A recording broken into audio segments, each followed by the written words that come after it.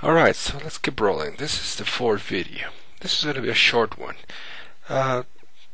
We need to explain how this forms business is done as far as constructing the main program or application and the forms that run with it.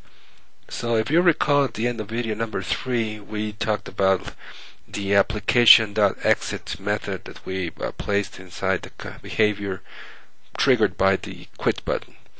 And so I promised to talk about it a little bit more. Now it's time. And so let's just refresh your memory by showing the code. So this was our application, and inside the application we typed application.exit. So the key point here is the application object. What does that mean? Well, it means the following.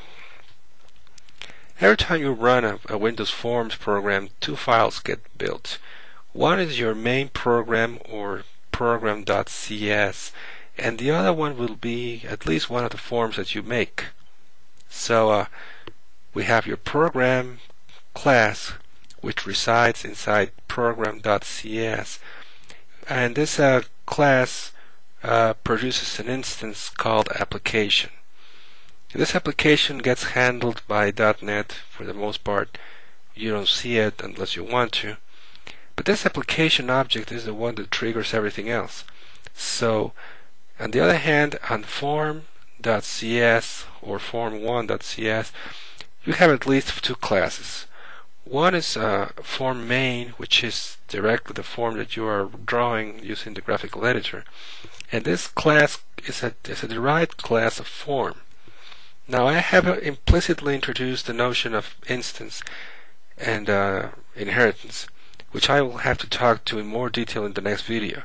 So for now, just remember that form main is a derived class of form, and we have produced an object which has no name. It's anonymous. You'll see why in a second. This object is the one that actually forms, creates, and runs your form.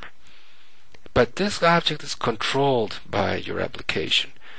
So every time you want to do something to the application, you need to do it at this level over here, not at this level down here. So you'll say that this object, anonymous object, is a slave object. It gets created by the application object, and it will be terminated when the application object is terminated. So that's the reason why we had to type the exit method, which will run the message, the appropriate message to application, and thus terminate the complete app.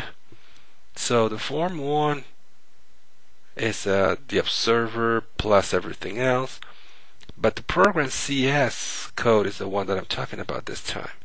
So here's your entry point. It gets built by Visual Studio, and well, the entry point will have a number of calls, 3 of them to be precise, to some object which has been predefined and is called application. So this one object has also no name for us. Application is a class, and we are just sending messages to that class. The mechanism for doing that is called static methods. Now that's beyond the scope of this presentation. We'll talk about static methods in a later video. For now, it's enough to say that enable visual styles, set compatible types rendering, and run are all messages passed over to application, which is an implicit object that we all run when we start a WindowsForms application.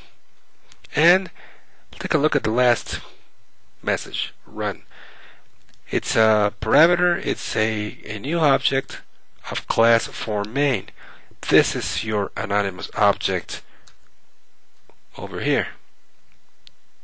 So this anonymous object will be included in the application. Thus we say that the anonymous object is a slave of application. And so when we say later on in the program that we want to terminate the application, we are also implicitly saying that we will terminate the form itself, or else the window we're looking at on the screen. So from now on, we'll have to take care of two files. The first is program.cs, which contains the entry point and the building assembly of the application object.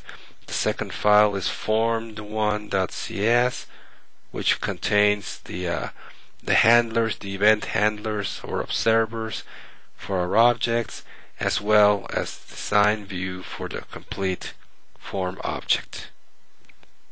Okay, so this was a short one. We'll use these concepts in the following video, in which I will explain in more detail what inheritance means. For now, that's it. Thanks for watching.